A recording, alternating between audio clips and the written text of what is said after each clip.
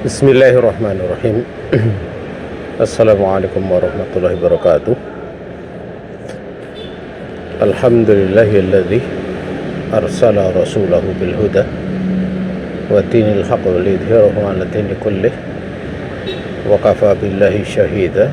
Asyhadu an la ilaha illallah wahdahu la syarika lah iqraran bihi wa tauhida wa asyhadu anna Muhammadan abduhu wa rasuluh sallallahu alaihi wa ala alihi wa sahbihi wa man walah wa man tabi'ahum bi ihsan ila yaumil qiyamah.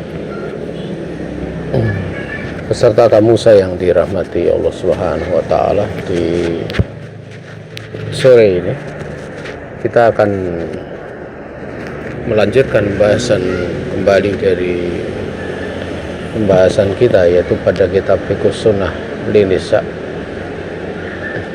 Dan terakhir kita sudah menginjak pada pembahasan arkanus sholati, rukun-rukun dari sholat, di mana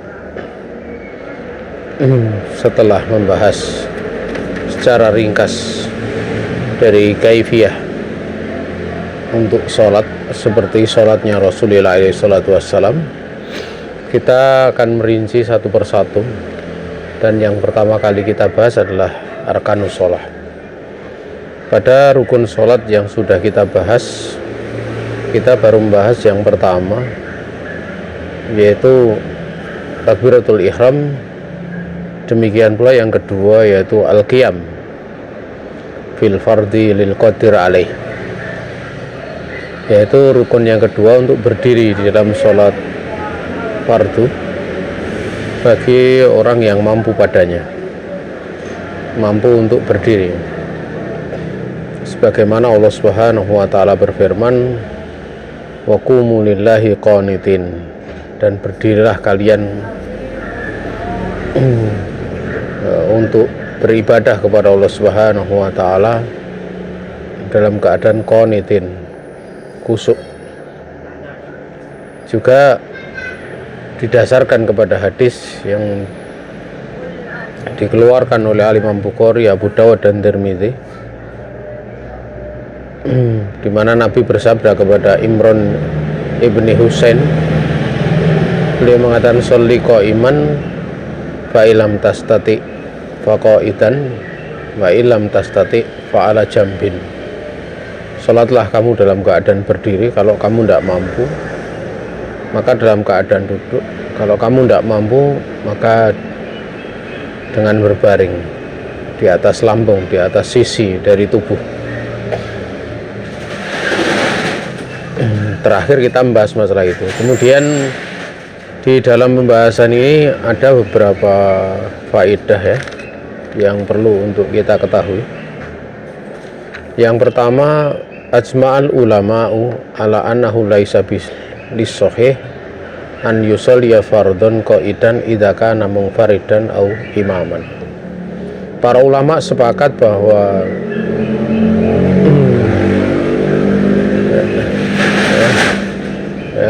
tidak boleh untuk lis-sahih, orang yang sehat tidak boleh untuk sholat fardu dalam keadaan duduk apabila dia keberadaannya itu sendiri atau menjadi imam. Artinya orang yang sahih di sini orang yang sehat. Ini dia mampu berdiri. Nah, dia mampu berdiri, kemudian dia sholat sendirian atau dia mengimami. Nah, ini tidak boleh untuk dia duduk sholat fardu loh. Adapun kalau sholat sunat nanti ada pembahasan sendiri. Adapun kalau tidak mampu, berarti kalau tidak mampu itu tentu masuk pada kategori laisa bisahih, orang yang tidak sehat, dia sakit. Ini yang pertama. Ini para ulama sepakat untuk sholat fardu ya. Kemudian yang kedua, kama ajma'u ala anal marido yaskutu anhu al-qiyamu idza lam yastati'hu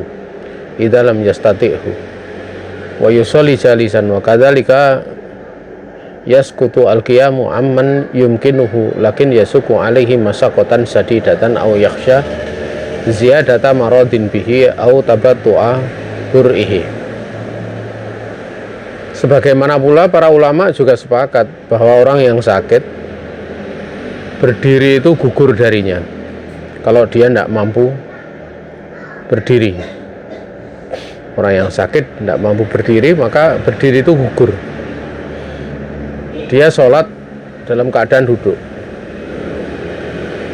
Demikian pula berdiri itu gugur, artinya tidak perlu sholat berdiri dari orang yang sebenarnya memungkinkan untuk berdiri. Namun berdiri itu akan memberatkan dirinya dengan pemberatan yang keras, yang berat ya. Atau dia khawatir sakitnya itu akan bertambah, atau khawatir bahwa sakitnya itu akan menjadi terlambat sembuhnya. Jadi di situ ada masakoh yang berat, dia ada masakoh berat, atau dia khawatir sakitnya bertambah, atau kesembuhannya menjadi tertunda. Ya, dia mampu berdiri sebenarnya, tapi ada efek-efek. Maka untuk berdiri gugur darinya. Ini didasarkan kepada hadis yang dikeluarkan oleh Imam Bukhari, Imam Muslim. Pada lafaz Imam Muslim dari Anas, dia berkata, Saqatan Nabiyyu alaihi salatu wasalam an farasin fajuhisha sikihil aiman fadakhalna alaihi na'uduhu fahadarati sholatu fasola bina qa'idan fasolaina wara'ahu qu'udan. Dari Anas dia berkata, Nabi alaihi salatu wassalam waktu itu terjatuh dari seekor kuda, sehingga pada bagian sisi kanan tubuhnya itu ada yang kulitnya robek, terluka. Maka kami menemui beliau untuk mengunjungi beliau. Maka pada saat waktu sholat itu datang, hadir, beliau sholat bersama kami dalam keadaan duduk, menjadi imam maksudnya. Maka kami sholat di belakang beliau dalam keadaan duduk pula. Artinya di sini bahwa makmum pada saat imamnya itu duduk, walaupun makmumnya mampu untuk berdiri, maka dia mengikuti makmum. Ju'ilal imam liuk tamabih, dijadikan imam itu untuk diikuti. Ini menunjukkan bahwa rukun itu bisa gugur karena posisi, bukan karena tidak mampu, tapi posisinya dia jadi makmum. Ya, barang siapa paham dalam masalah seperti ini, dia akan tahu ya bahwa terkadang ada hal-hal kalau seseorang itu bukan menjadi pemimpin, walaupun dia mampu, itu dia menjalankan sesuai dengan apa yang ditetapkan oleh pemimpin. Ya, contoh seperti ini sangat banyak. Dahulu Abdullah bin Mas'ud radhiyallahu ta'ala anhu, beliau sholat 2 rakaat ya, meyakini sholat 2 rakaat di dalam sebuah safar, yaitu safar di Mekah. Tetapi Utsman bin Affan sebagai pemimpin, dia sholat 4 rakaat. Maka beliau berada sholat di belakang Utsman radhiyallahu ta'ala anhu. Beliau pun ikut 4 rakaat, padahal beliau mengingkari gitu. Ya seperti inilah. Kalau berkaitan dengan siapa yang berhak menjadi berhak untuk diikuti. Kalau dia jadi pemimpin ya di dalam sholat, atau pemimpin di dalam pemerintahan, di dalam kenegaraan, dalam daulah, ya seperti itu. Makanya para a'imah kita itu, mereka yakin, mereka tahu bahwa dakwah itu kan hukumnya fardu kifayah. Tapi kalau penguasa kemudian melarang dia untuk berceramah, ya mereka akan menahan diri untuk tidak berceramah. Mereka tidak akan berceramah. Sebagaimana Al-Imam Bukhari, tatkala beliau diundang untuk membacakan Sahih Bukhari di kerajaan, beliau menolak. Maka beliau setelah itu menyebutkan, andaikan kemudian penguasa itu akan melarang beliau membacakan hadis, membacakan Sahih Bukhari,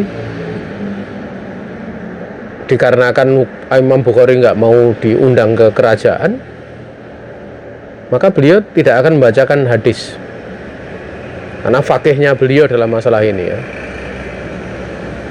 ya, beliau paham bahwa penguasa itu punya hak ya. Juga ada seorang sahabat yang mendengar sebuah hadis di zaman Nabi bersama Umar ibn al-Khattab, tapi Umar ibn al-Khattab lupa gitu hadis itu. Maka sahabat ini kemudian menyampaikan, andaikan Umar itu melarangnya, karena sebagai Amirul Mukminin niscaya dia tidak akan menyampaikan hadis tersebut. Namun Umar kemudian membolehkan, memerintahkan untuk tetap menyampaikan. Nah, ini menunjukkan bahwa ketaatan pada penguasa itu perkara penting gitu. Makanya seperti penentuan Idul Fitri, penentuan Idul Adha, penentuan puasa, itu wewenang pemerintah.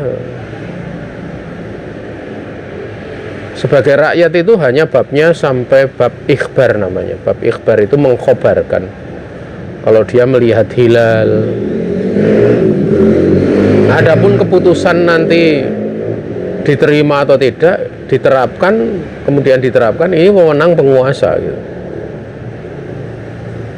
Makanya tatkala Nabi alaihi salatu wasallam bersabda, sumu li ru'yatihi wa aftiru li ru'yatihi, berpuasalah kamu karena dia melihat hilal, dan berbukalah kalian karena dia melihat hilal. Itu dalam prakteknya yang melihat itu lapor kepada Nabi. Setelah laporan diterima, baru kemudian Nabi membuat keputusan. Nah, itu urutan yang benar seperti itu. Bukan penguasa belum menetapkan, dia sudah menetapkan. Itu namanya orang yang tidak tahu kadar dirinya, atau dalam bahasa kita lancang. Bahasa kita lancang. Nah,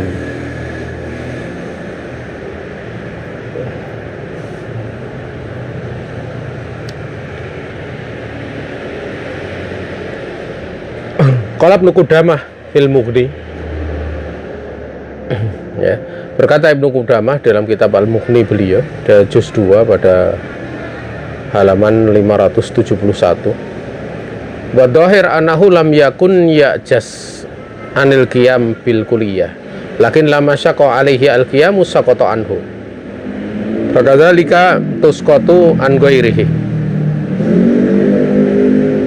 Beliau mengatakan yang nampak, yang dohir, bahwa orang yang seperti ini sebenarnya dia bukan tidak mampu untuk berdiri secara total.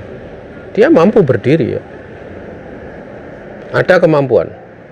Namun tatkala berdiri itu memberatkan dia, menjadi gugur untuk dia berdiri.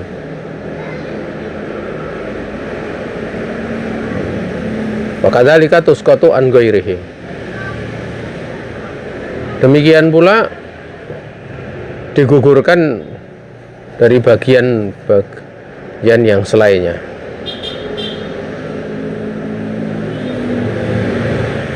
Artinya di sini kan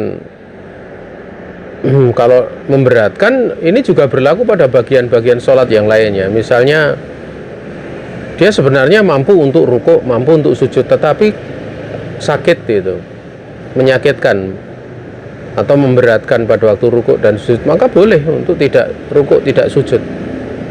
Dia cukup dengan cara sedikit membungkukkan.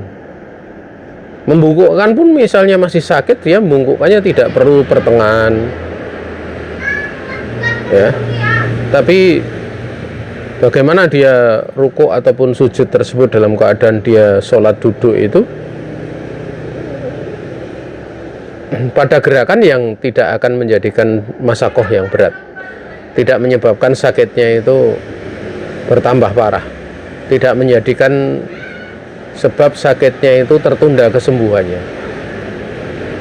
Itulah yang perlu untuk diperhatikan gitu ya. Nah,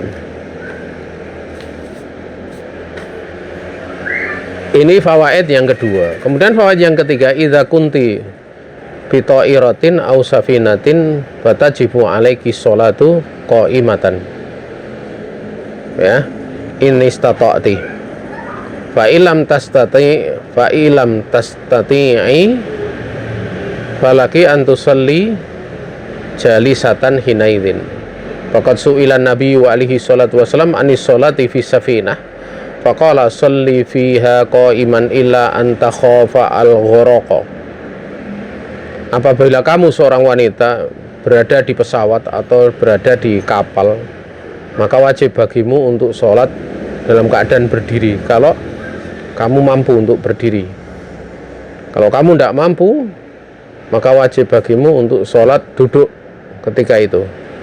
Sungguh Nabi telah ditanya tentang sholat di kapal, maka beliau mengatakan sholatlah di dalamnya dalam keadaan berdiri kecuali kamu takut untuk tenggelam. Ya. Kalau di pesawat itu biasanya kalau pesawatnya besar ya, yang kadang penumpangnya sampai ratusan ya,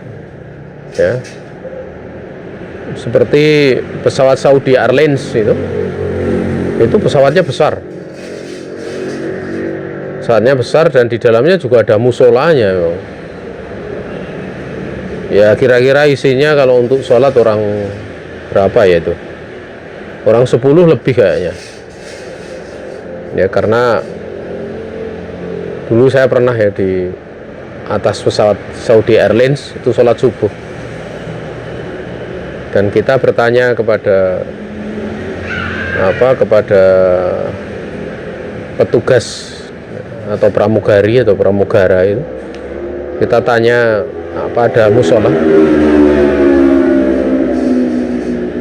halil musola maujud, apakah ada musola ya, waktu itu karena jarang ya ada orang sholat di atas pesawat seperti itu. Kemudian pramugari atau pramugara ini membawa kami di bagian belakang pesawat. Kemudian ternyata ada satu ruangan di situ, tapi nggak tahu kadang dipakai atau enggak, saya kurang tahu ya. Mungkin sering dipakai, mungkin juga tidak. Karena waktu itu langsung mereka yang menggelar gitu, menggelar karpet, menggelar sajadah gitu. Dan itu memang musola gitu.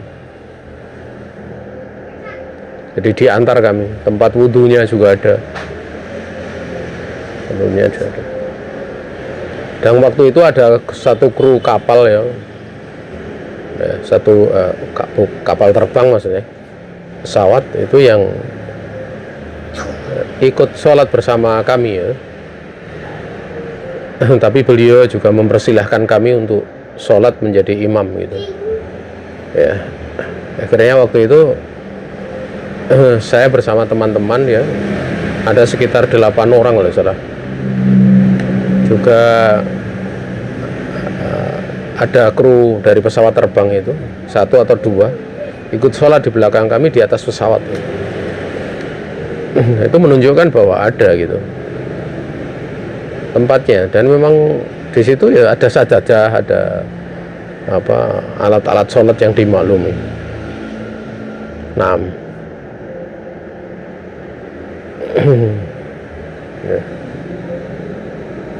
dalam keadaan banyak penumpang tidak tahu mungkin, sehingga orang-orang yang duduk di samping kanan kiri saya pun mereka nggak sholat subuh waktu itu, karena kami menyangka mereka sholat subuh di pesawat itu di kursi. Kemudian saya tanya udah sholat subuh atau belum, ternyata mereka belum sholat subuh. Jadi jam 8 itu sholatnya, sudah terang itu baru sholat itu. Padahal itu adalah umroh ya, tapi memang dari guide-nya itu nggak ada penjelasan. Nah ini seorang pemimpin ya, seorang amir dalam safar itu penting gitu. menjadikan jamaahnya melakukan pelanggaran karena tidak diingatkan. Waktu itu di antara kanan kiri kami juga ada yang sudah sholat, tapi ada yang belum sholat. Kemudian dia bertanya, ini gimana sholatnya kami? Ya langsung saya bilang, sekarang sholat di mana? Di musola ada, tapi mungkin tidak tahu sekarang masih dibuka atau enggak. Tapi kalau yang tidak, itu di pesawat itu dia sholat. Hukum menghadapkan ke kiblat itu tidaklah wajib ya, secara asal kalau di atas kendaraan itu. Jadi hukum awal kali menghadap kiblat itu hukumnya sunat, tetapi itu memang untuk sholat sunat gitu loh, beda kalau untuk sholat wajib. Namun pada saat kondisi tidak ada kemampuan, kan ini beda lagi pembahasannya. Nah, kemudian yang keempat, waqad taqaddama annahu tajuzu sholatun nafilati ala rahilati mutlaqan sawa'un kana safaru tawilan au qasiran wala tajuzu fil hadr. Dan telah berlalu, benar-benar telah berlalu bahwa boleh sholat sunat di atas kendaraan secara mutlak. Ya, sama saja safarnya itu panjang ataupun pendek. Namun tidak boleh sholat di atas kendaraan itu dalam kondisi hadr, maksudnya tidak safar. Ya. Jadi kalau dalam kondisi tidak safar, tidak boleh sholat di atas kendaraan, itu tidak boleh. Sholat di mobil itu tidak boleh. Sholat di bis itu tidak boleh, dia harus turun. Bagaimana kalau kendaraan itu adalah tempat tinggal seperti karavan itu? Karavan itu kan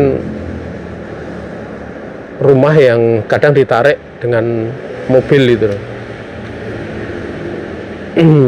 Rumah yang ditarik dengan mobil itu bagi orang yang nomaden itu adalah rumah termasuk, walaupun ada rodanya di atas, kedudukannya bukan kendaraan.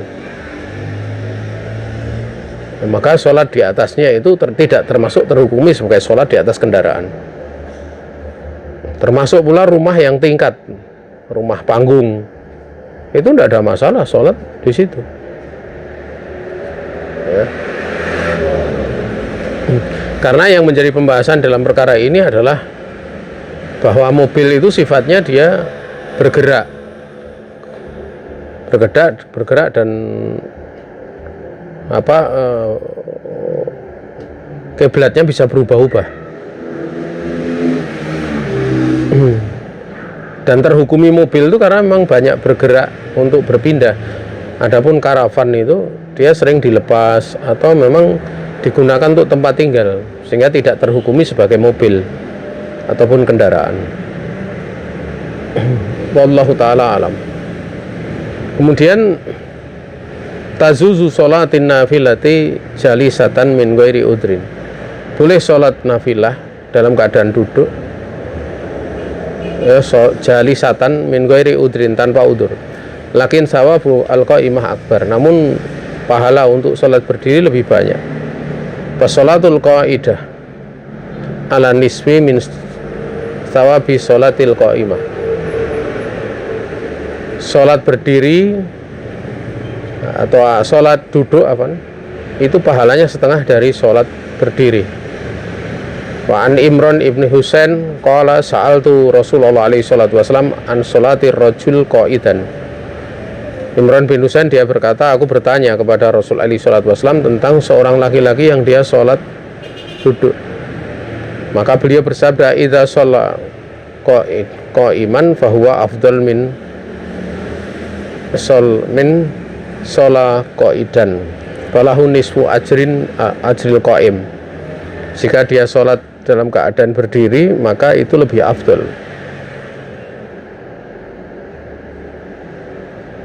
Kemudian waman, bukan wamin itu, waman sholat qaidan, barang siapa sholat dalam keadaan duduk, baginya pahala setengah sholat orang berdiri. Waman sholat naiman, barang siapa sholat berbaring, falahu nisfu ajril qaid, maka baginya setengah dari pahala orang yang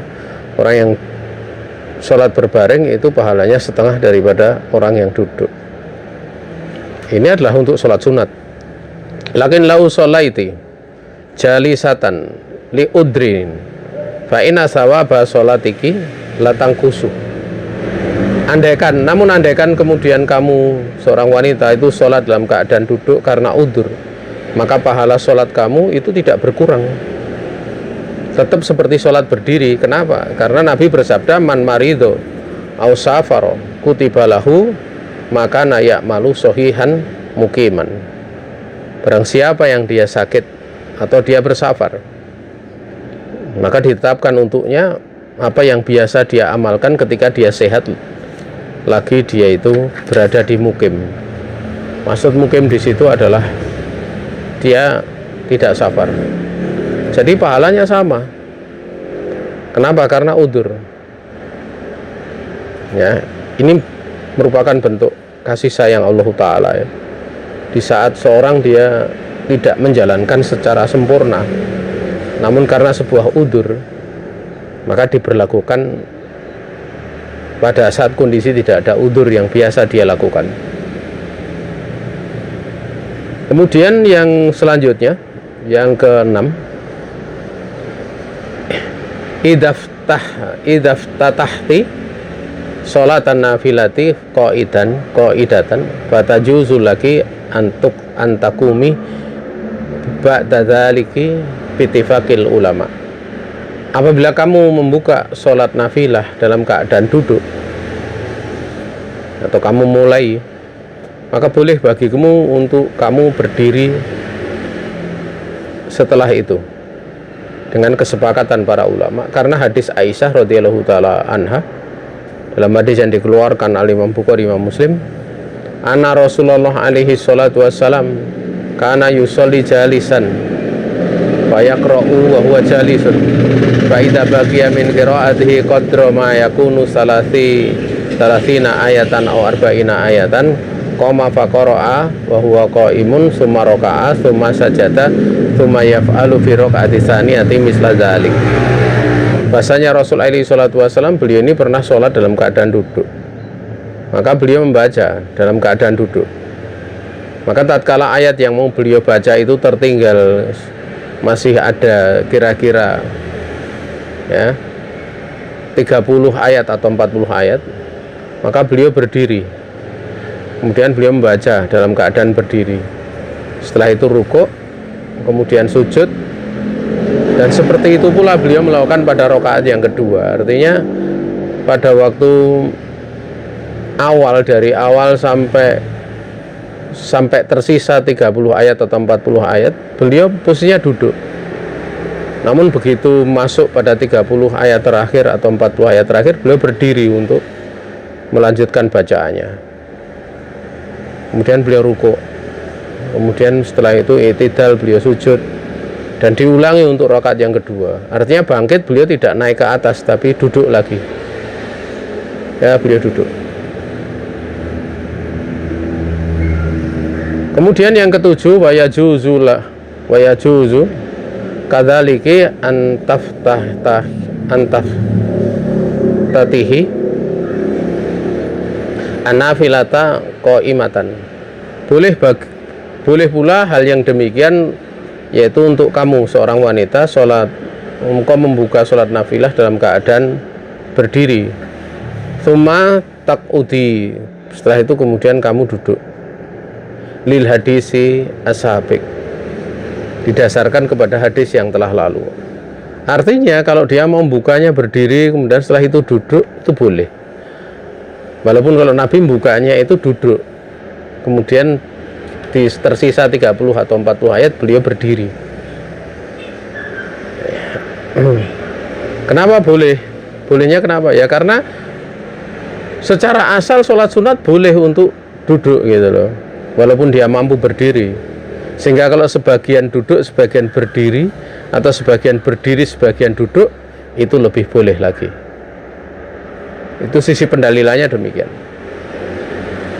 Kemudian yang kedelapan, idza sholaiti jalisatan Fajlisi kajulu siki ya, kajulu siki litasyahud. Hadza huwal afdal. Apabila kamu sholat dalam keadaan duduk, maka duduklah seperti kamu duduk tasyahud. Ini yang lebih afdal. Ya. Maksudnya duduk tasyahud awal itu. Atau duduk namanya iftiros.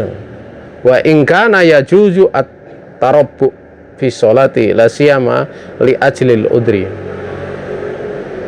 Sekalipun boleh pula untuk duduk itu tarabbu. Tarabbu itu duduk dengan empat anggota tubuh, yaitu 2 pantat dan 2 telapak kaki, yaitu bersila.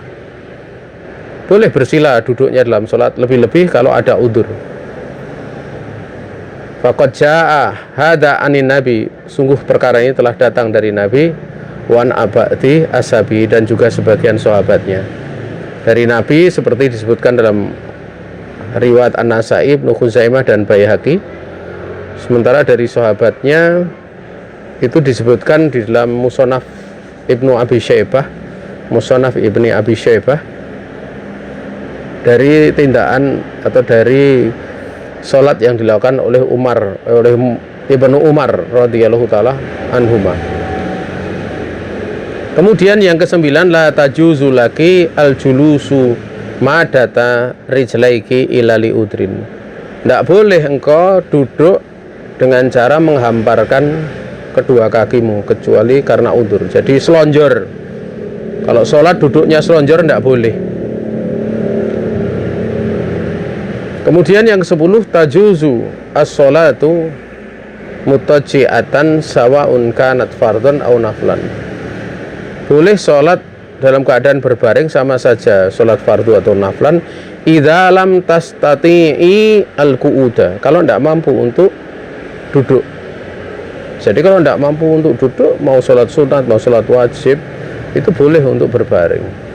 Amma min ghairi udrin, adapun tanpa udur, farajih ada mujawazi al-ittija sawaun fil fard awin nafal. Adapun kalau tanpa udur, yang rajih itu tidak boleh berbaring sholat, walaupun sholat sunat tidak boleh, apalagi sholat wajib. Sholat sunat pun tidak boleh. Yang boleh itu hanya duduk saja. Kalau berbaring, ya berbaring itu tidak diperbolehkan, ya kalau tidak ada udur. Artinya boleh berbaring kalau kondisinya ada udur saja. Kemudian yang terakhir, idza sholaiti mutaji'atan fayustahabbu an yakuna dzaliki alal jambil aiman li anna sunnata fin naum an yakuna itija'uhu ala syikil aiman. Apabila kamu sholat dalam keadaan berbaring, maka dimustahabkan keberadaan kamu yang demikian itu di atas lambung kanan. Dikarenakan sunnah di dalam tidur itu keberadaan dari itija'uhu, ya, berbaringnya itu ala syikil aiman, di atas lambung yang kanan. Wali hadis Aisyah dikarenakan hadis Aisyah, karena Rasulullah sallallahu alaihi wasallam yujibuhu atayammunu bitana ului wa tarajjulihi wa tuhurihi wa fi sya'ni kullih. Ibunda Aisyah, beliau berkata, Rasulullah sallallahu alaihi wasallam, beliau ini takjub memulai dengan kanan itu membuat takjub beliau, menyenangkan beliau, baik dalam urusan tanaul memakai sandal, demikian pula bersisir, demikian pula di dalam bersuci, dan di dalam seluruh urusannya. Selesai dari faedah yang perincian faedah dari yang kedua, yaitu berdiri. Ya, besok kita lanjutkan bahasan qiraatul Fatihati fi kulli raqatin. Ini saja yang bisa disampaikan. Ya, masih ada waktu untuk kalian bertanya. Silahkan kalau ada pertanyaan, kami persilahkan.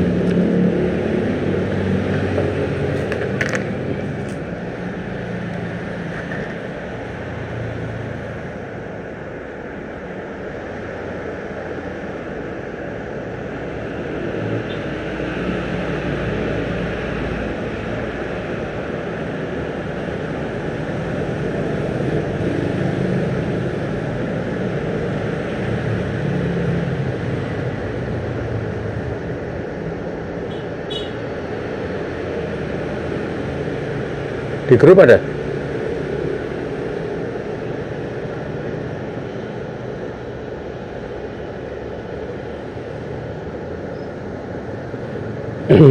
Ini ada pertanyaan ya. Bismillah, apabila sholat menjulurkan kaki ketika ada cedera kaki padahal kakinya bisa untuk dilipat, bagaimana hukumnya? Hukum untuk sholatnya. Kalau dilipat itu memberatkan dia atau dilipat itu kemudian menjadikan sakitnya bertambah, atau manakala dilipat itu akan mengurangi waktu untuk sembuhnya, maka dia tidak mengapa untuk menjulurkannya, atau untuk selonjor tidak mengapa, karena dia melakukan seperti itu dengan udzur. Karena yang menjadi ukuran itu adalah apa? Seperti yang tadi telah dijelaskan ya, ada masakoh atau tidak, menambah sakitnya atau tidak, membuat lambat sakitnya atau tidak, membuat lambat sembuh dari sakitnya atau tidak. Itu yang menjadi ukuran. Kalau ada salah satu dari hal tersebut, maka berlaku udzur, sehingga diperbolehkan dia untuk sholat dalam keadaan menjulurkan kakinya atau selonjor. Wallahu ta'ala alam.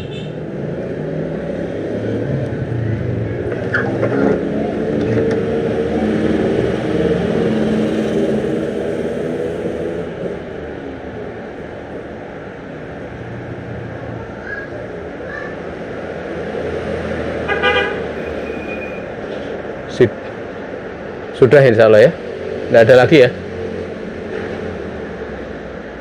Oh ya,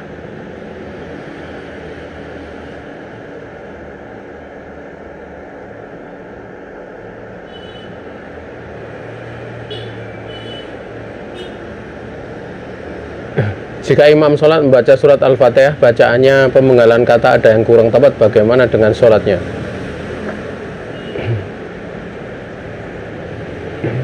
Tentang masalah membaca Al-Fatihah itu, kalau sampai merubah arti atau merusak bacaan dari maksud bacaan Al-Fatihah, itu ada silang pendapat di kalangan para ulama, apakah sholatnya sah atau tidak ya. Tapi di antara pendapat yang mengatakan sah dan tidak, pendapat yang mengatakan tidak sah, itu dari dohir hadis lebih nampak yang mengatakan sah. Karena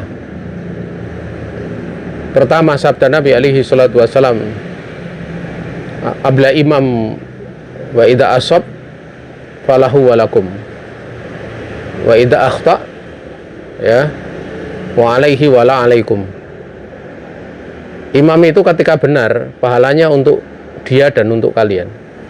Tapi ketika salah, itu dosanya untuk dia dan bukan untuk kalian. Ini hadis yang pertama ya. Kemudian yang kedua, keumuman dari hadis Nabi alaihi salatu wassalam, la sholata liman lam yaqra bi fatihatil kitab au bi umil kitab. Tidak sah sholat orang yang tidak membaca Al-Fatihah ya. Ini kan memang di dalam pembahasannya ada khilaf di kalangan para ulama ya. Ada yang mengatakan makmum tidak perlu membaca Al-Fatihah secara mutlak. Ada membaca tatkala bacaan imam sir. Kalau imamnya baca jahar, tidak perlu makmum baca, cukup dengan amin ya. Kemudian yang ketiga yang mengatakan mau imam itu membaca sir ataupun jahar, tetap Al-Fatihah dibaca. Karena Nabi alaihi salatu wassalam, beliau mengatakan ya, la taqra'u khalfal imam illa bi umil kitab au bi fatihatil kitab. Jangan kalian membaca di belakang imam kecuali Al-Fatihah. Adapun adanya perintah dari Al-Quran, apabila dibacakan kepada kalian itu Al-Quran, maka dengarkanlah. Itu umum ya. Hadis itu umum. Pada konteks ini umum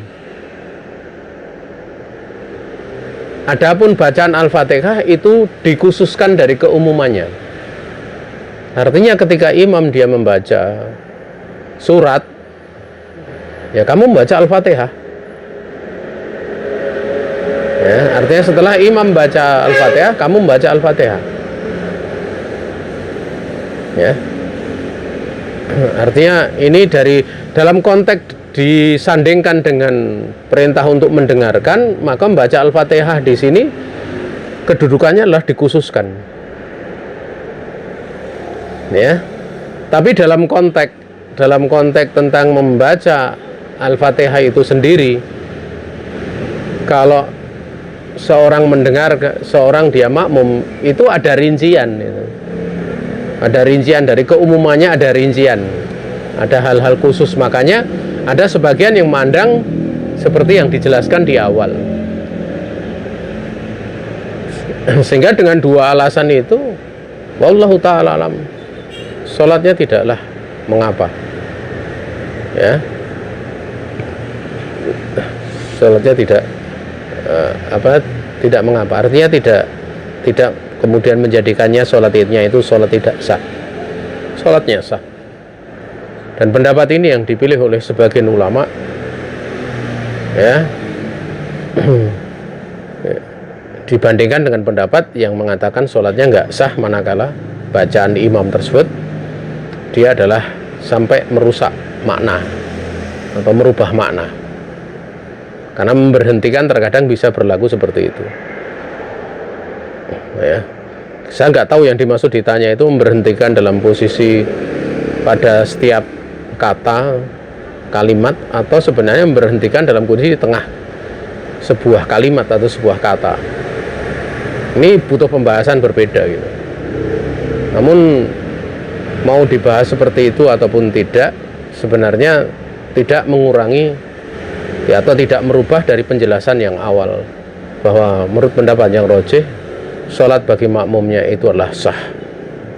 Wallahu ta'ala a'lam. Adapun bagi imam, ya seorang imam itu kalau dia mampunya sholat seperti itu, ya sah enggak?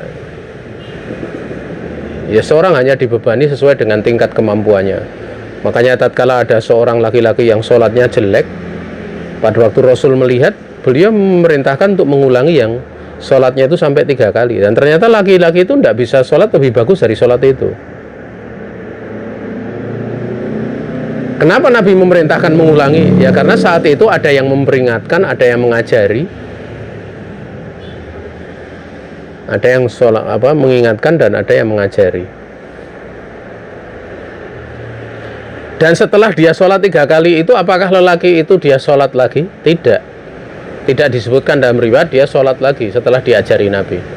Itu menunjukkan bahwa sholat sebelumnya sudah berlaku, karena memang kemampuannya segitu. Lebih-lebih kalau dibawa kepada makna sholat sebelumnya, tatkala belum ketemu dengan Nabi, itu sholatnya kan seperti itu terus, tidak tumakninah. Itu pun tidak diperintah oleh Nabi untuk mengulanginya. Artinya apakah itu pembahasnya sah atau tidak, itu memang bahasan lain ya. Tapi sah atau sebenarnya dia tidak sah tapi diberi udzur gitu loh. Nah ini ada pembahasan lain. Tapi yang jelas wallahu ta'ala alam dalam perkara ini, insyaallah pendapat yang kuat adalah yang mengatakan sah. Ya. Ini saja yang bisa disampaikan. Ya, ada salah datang dari pribadi diri saya sendiri dan dari syaitan. Saya istighfar kepada Allah Subhanahu wa taala. Ada benar semata-mata keluasan rahmat Allah Subhanahu wa taala yang diberikan kepada kita. Waktu dan tempat kami kembalikan pada pembawa acara.